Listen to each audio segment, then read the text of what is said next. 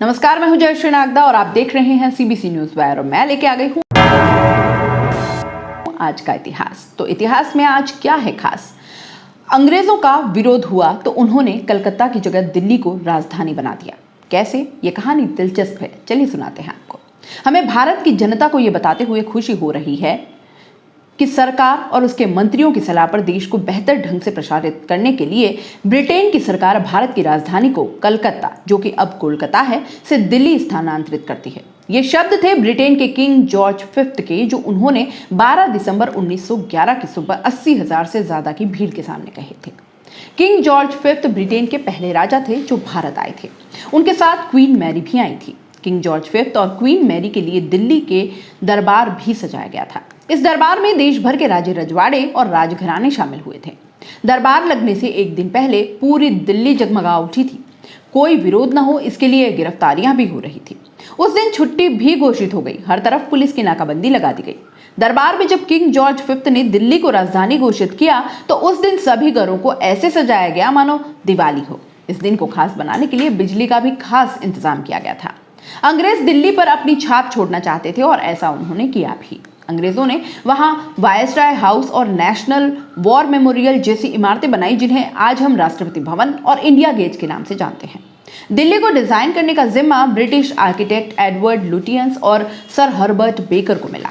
इनको 4 साल में पूरी दिल्ली को डिजाइन करना था, लेकिन इसमें लग गए 20 साल। 13 फरवरी 1931 को दिल्ली का राजधानी के रूप में उद्घाटन किया गया। दिल्ली को राजधानी बनाने की वजह भी खास थी। हुआ यह था कि 1905 में जब बंगाल का बंटवारा हुआ तो इससे अंग्रेजों के खिलाफ देश में विद्रोह शुरू हो गया। उस समय कलकत्ता ही भारत की राजधानी हुआ करती थी, लेकिन बंटवारे की वजह से पैदा हुआ विद्रोह शांत ही नहीं हो रहा था। इस वजह से अंग्रेजों ने राजधानी दिल्ली को बना दिया।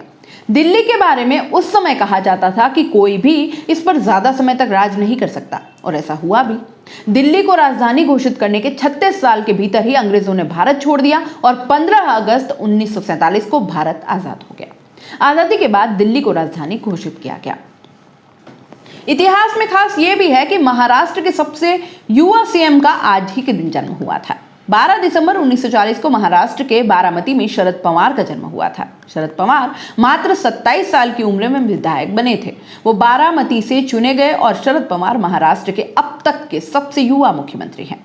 शरद पवार पहली बार 38 साल की उम्र में 18 जुलाई 1978 को सीएम बने। इस पद पर वो 17 फरवरी 1980 तक रहे। इसके बाद 1988 से 1991 और 1993 से 1995 तक सीएम रहे। शरद पवार 2005 से 2008 तक बीसीसीआई और 2010 से 2012 तक आईसीसी के अध्यक्ष भी रह चुके हैं। 1999 में सोनिया गांधी को कांग्रेस अध्यक्ष बनाए जाने से नाराज शरद पवार ने पीए संगमा और तारिक अनवर के साथ मिलकर नेशनलिस्ट कांग्रेस पार्टी यानी कि एनसीपी बनाई। हालांकि बाद में 15 साल तक कांग्रेस और एनसीपी की सरकार ही महाराष्ट्र में रही और अभी भी शिवसेना और कांग्रेस के साथ एनसीपी भी सरकार में है। फिलहाल शरद पवार राज्यसभा के सांसद हैं। भारत और दुनिया में आज ही के दिन यानी कि 12 दिसंबर को कुछ महत्वपूर्ण घटनाएं हुई थी। आइए वो भी देख लेते हैं। 1882 में बंकिम चंद्र चट्टोपाध्याय का बांग्ला उपन्यास आनंद मठ प्रकाशित हुआ था। 1950 में दक्षिण भारतीय सिनेमा के चर्चित सितारे और बेहद लोकप्रिय अभिनेता रजनीकांत का जन्म हुआ। रजनीकांत उनका फिल्मी नाम है, जबकि उनका वास्तविक नाम शिवाजीराव गायकवाड़ है। 1958 में विल्सन जोन्स एमेच्योर बिलियर्ड्स में विश्व चैंपियन बने।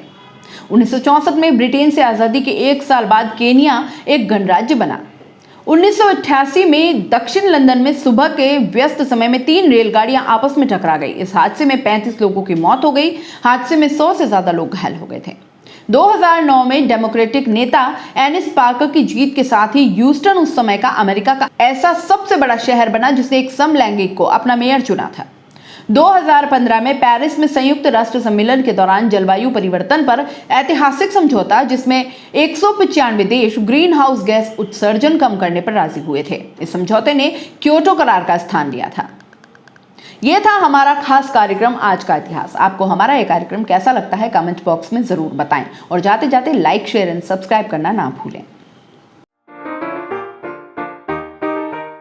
अगर आप YouTube पर देख रहे हैं तो सीबीसी न्यूज वायर का चैनल सब्सक्राइब करिए। पास में दिख रहे बेल आइकन को भी दबाइए। ताकि जब भी हम आपके लिए कोई खबर, कोई जानकारी लेकर आएं तो सबसे पहले आपके पास नोटिफिकेशन पहुंचे। अगर आप फेसबुक पर देख रहे हैं तो CBC वायर का पेज लाइक करिए। अगर आप इंस्टाग्राम पर देख रहे हैं तो आप हमें फॉलो कर सकते हैं।